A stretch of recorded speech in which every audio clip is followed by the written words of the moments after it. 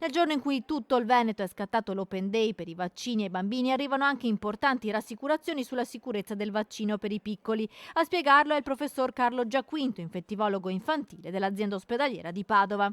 Uno studio che è stato effettuato su circa 9 milioni, quindi un numero gigantesco, di bambini negli Stati Uniti dai 5 ai 12 anni che sono stati vaccinati con il vaccino mRNA della Pfizer. Ecco, questo studio che ha valutato la sicurezza della vaccinazione ha indicato come gli effetti collaterali e anche piuttosto lievi sono estremamente rari. Rari cosa vuol dire? Vuol dire che gli effetti collaterali riferibili alla vaccinazione, tutti reversibili, sono su 1 su 100.000 dosi somministrate, cioè un numero estremamente basso.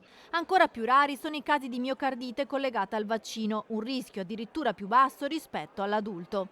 Si sono riscontrati su circa 9 milioni di dosi effettuate 11 casi di miocardite, quindi circa una su 1 milione di dosi, che è un rischio estremamente basso. E tutti questi casi sono stati casi che poi sono regrediti spontaneamente. Quindi di fatto questa vaccinazione è estremamente sicura, eh, diciamo molto più sicura, se mi si permette, nei bambini come rischio di effetto collaterale rispetto agli adulti. Grazie alle vaccinazioni invece si sta osservando una diminuzione dei casi di MIS-C, la sindrome long Covid diffusa soprattutto nell'età pediatrica che provoca gravi conseguenze anche a livello cardiaco. La vaccinazione in questa fascia di età si è rivelata molto efficace. È molto probabile, anzi uno dei motivi per cui si vedono meno casi di MISC è sicuramente perché esiste una copertura vaccinale soddisfacente